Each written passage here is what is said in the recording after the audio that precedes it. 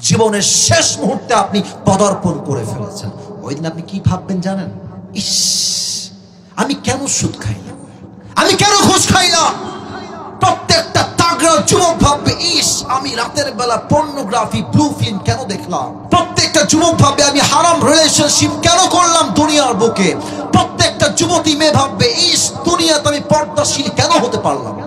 আফসোস করবে। হঠাৎ করে দেখবে একজন যুবক আসমান থেকে জমিনে নেমে আসছে। মুরব্বীরা আমাকে বলেন তো, যুবকরা বলেন তো সবাই, যে জমিন থেকে নয় আকাশ থেকে নেমে আসে সে কি মানুষ হয় না ফেরেশতা হয়? কই থেকে আসলো, নাম কি? মাথায় কাজ করবে, এর নাম তো আজরাইল। আজরাইল আসার পরে আমাদের মাঝে দুইটা গ্রুপে মানুষ ভাগাভাগি হয়ে যাবে। এক হচ্ছে নামাজি বান্দা, এক নামাজি বান্দার মরণ, আর এক হচ্ছে বেনামাজি বান্দার মরণ। আপনারা সবাই মিজানুর রহমান আজহারির নাম শুনেছেন না? আজহারির একজন নানা ছিলেন, তার নাম হচ্ছে গোলাম সারওয়ার সাইদি হুজুর। দেখছেন না আপনারা কেউ কেউ? আরে আমি আসিফ হুজুরের চেহারা কি সুন্দর, ওনার বয়স 50+। ওনার চেহারা দেখলে মনে হবে একটা ছেলেদের নূর, একটা মুক্তা ঝরছে, এত সুন্দর চেহারাটা। উনি বলতেন, নামাজ নাই যার ঈমান নাই তার।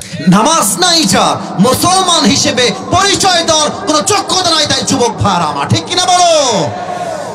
নামাজি বান্দার সামনে যখন মালাকুল মউত আসবে, মালাকুল মউতের চেহারার রং হবে সাদা ফর্সা, তার দেহের জামা হবে সাদা জুব্বা, আর তার চেহারায় হবে লম্বা লম্বা চাপদাড়ি। তার চেহারা এতটা সুদর্শন হবে, তার চেহারা এতটা মুচকি হাসি থাকবে, নামাজি বান্দা তার চেহারা দেখেই খুশিতে আত্মহারা হয়ে যাবে। সুবহানাল্লাহ পড়ে সবাই। নামাজি বান্দার সামনে মালাকুল মউত ডাক দিয়ে বলবে, এই নামাজি বান্দা, কোনো টেনশন নাই, ইয়া আইয়াতুহান নাফসুল মুতমাইন্না উখরুজি ইলা মাগফিরাতিল্লাহি ওয়া রিজওয়ানিহি। এই প্রশান্ত আত্মা, আসো, বের হয়ে আসো। তুমি বের হয়ে আসবা, আল্লাহর জান্নাত তোমার জন্য অপেক্ষায় অপেক্ষমান রয়েছে। সুবহানাল্লাহ। না সুবহানাল্লাহটা আরে দিল থেকে বলেন সবাই সুবহানাল্লাহ। আচ্ছা, আমার হাতে এইটা কি? কথা বলতে ভয় পান কেন? এটার নাম কি ভাইরা? আচ্ছা একবার সবাই, ডানের ভাইরা, সামনের ভাইরা, বামের ভাইরা, লুক অ্যাট দিস টিস্যু। বলেন তো এটা কি গোল না চারকোনা? হ্যাঁ, গোল না চারকোনা? আল্লাহর হাবিব বলেছেন, কাফাম মিন আকফানিল জান্নাহ ওয়া হানুত মিন হানুতিল জান্নাহ। জান্নাতি বান্দাকে, নামাজি বান্দাকে দুনিয়ার থেকে জান্নাতে নেওয়ার জন্য আল্লাহ তাআলা জান্নাত থেকে একটা লাল রেশমি রুমালের কাপড় জান্নাত থেকে দুনিয়াতে পাঠায় দিয়েছে। জান্নাতে রাখবে, ইল্লিয়িন তথা আপনার রূহকে নিয়ে সঙ্গে সঙ্গে জান্নাতের ঠিকানায় পৌঁছায় দিবে। আল্লাহু আকবার। এবার আসেন, বেনামাজি বান্দার মরণ কত ভয়ঙ্কর হবে। আজকের মাহফিলে অনেকে এসেছেন, আপনারা রাগ করবেন না। অনেকে আজকে এশারের নামাজটাও পড়ে নাই, ফজরটাও পড়বে না। লিখে রাখেন আপনি, এশাও পড়ে নাই, বাসায় গিয়ে ঘুমায় যাবে, ফজরটাও পড়বে না। এত লাইট, এত ক্যামেরা দিয়ে কি লাভ যে তাফসীর মাহফিল থেকে মানুষ নামাজি না হতে পারে, ঠিক কিনা বলে? নামাজি বান্দার সামনে মালাকুল মউত আসবে। আমাকে দেখা কেউ মিস করবে না, আমার দিকে তাকান, হাদিসগুলো প্র্যাকটিক্যাল ভাষায় বলা ট্রাই করছি।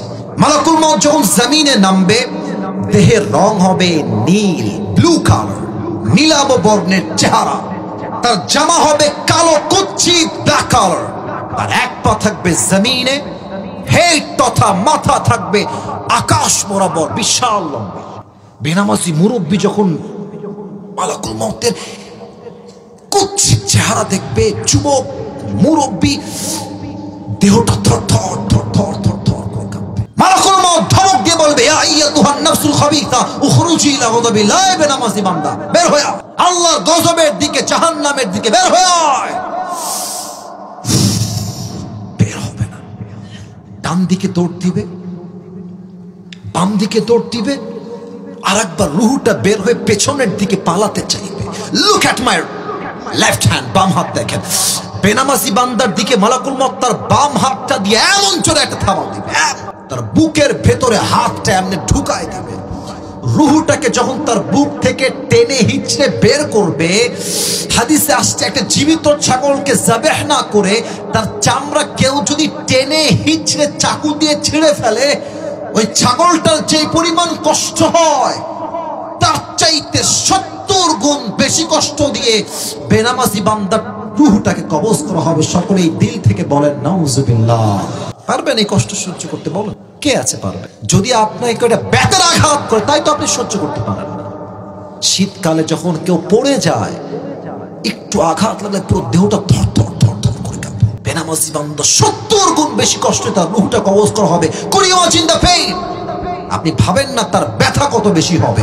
রূহটা কবজ হয়ে যাবে, লাশটা পড়ে যাবে, ব্যাস কবরের জীবন শুরু। এবার একটা প্রশ্ন করব সবাইকে, তবে উত্তর সবাই ভুল দিবে। প্রায় মানুষ বলতে 90% মানুষই ভুল দিবে।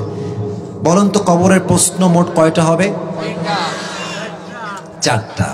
একজন সঠিক, বাদ বাকি সবাই 3টা বলেছেন। হয়তো বলবেন হুজুর সারা জীবন শুনলাম 3টা, আপনি কোন 4টা? আপনি আইসেন কোয়ান্তে? ভাই আছে 4টা প্রশ্ন আছে। আমি প্রশ্ন করছি, সবাই দাঁড়িয়ে থাকা ভাইয়ারা দাঁড়াই থাকেন, নো প্রবলেম, তবে উত্তরটা দিয়ে আমাকে। আমি প্রশ্ন করছি, বলেন আমাদের রব কে? একটু আস্তে, আবারও শাহাদত আঙ্গুলি উত্তোলন করে বলবেন আমাদের সকলের মুসলমানদের রব কে? আল্লাহ আমার রব। বলেন না আল্লাহ আমার রব। দমে দমে তনু মনে তারি অনুভব। তোমার দুনিয়াতে আমি যেদিকে তাকাই, অথই নেয়ামতে ডুবে আছি সবাই। পাখপাখালির কণ্ঠে শুনি তাসবিহ কল রব, তাসবিহ কল রব। আল্লাহ আমার রব, এই রবই আমার সব। রব কে? 1 নাম্বার। 2 নাম্বার, ওয়ামান নাবিয়্যুকা তারিফু হাযার রাজুল। এই কথা না বললে ওয়াজটা সম্পূর্ণই হবে না। মাস্ট, ইম্পর্টেন্ট বলতে গেলে ফরজ আইন এটা বলা। আচ্ছা, যশোরে সবচেয়ে বড় কলেজের নাম কি? আচ্ছা, মনে করেন যে কালকে আমার সকালে এক্সাম আছে, পরীক্ষা আছে। আমি জাস্ট বোঝাচ্ছি, ইটস নট লাইক যেটা বাস্তব, জাস্ট বোঝাবার সাথে আমি বই বের করছি। বইয়ে লেখা আছে ঢাকা। আমাদের বাংলাদেশের রাজধানীর নাম কি? উত্তর লেখা আছে ঢাকা। আমাদের বাংলাদেশের সবচেয়ে বড় সমুদ্র সৈকত কোথায়? লেখা আছে কক্সবাজার। আমাদের বাংলাদেশের সবচেয়ে সুন্দর যেখান থেকে পরিবেশটা এনজয় করা যায় নাম কি? লেখা আছে সাজেক। ব্রেন দিয়ে পড়লাম, মুখস্থ পড়লাম। সকালবেলা পরীক্ষার হলে গেলাম, প্রশ্নপত্র আসলো। এই কথা কি বোঝা যায়? আরে ভাই কথা কোন, কথা কি বোঝা যায়? আমি পরীক্ষায় গিয়ে পরীক্ষায় প্রশ্নপত্র আমার সামনে চলে আসছে। লেখা আছে প্রশ্ন প্রথমে ক, বাংলাদেশের রাজধানীর নাম কি? ওই যে কালকে পড়েছিলাম ঢাকা। উত্তর ঢাকা। বাংলাদেশের সবচেয়ে বড় সমুদ্র সৈকত কোথায় অবস্থিত? ওই যে পড়েছিলাম ব্রেন দিয়ে। আবারও বলছি ব্রেন দিয়ে লিখে দিলাম উত্তর কক্সবাজার। সবচেয়ে সুন্দর ভিউ কোথায়? পাহাড়ি ভিউ, কুয়াশার ভিউ। উত্তর লিখে দিলাম ওই যে ব্রেন দিয়ে সাজেক।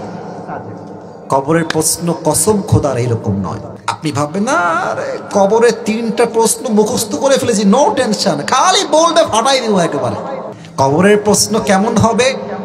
ব্রেন দিয়ে না।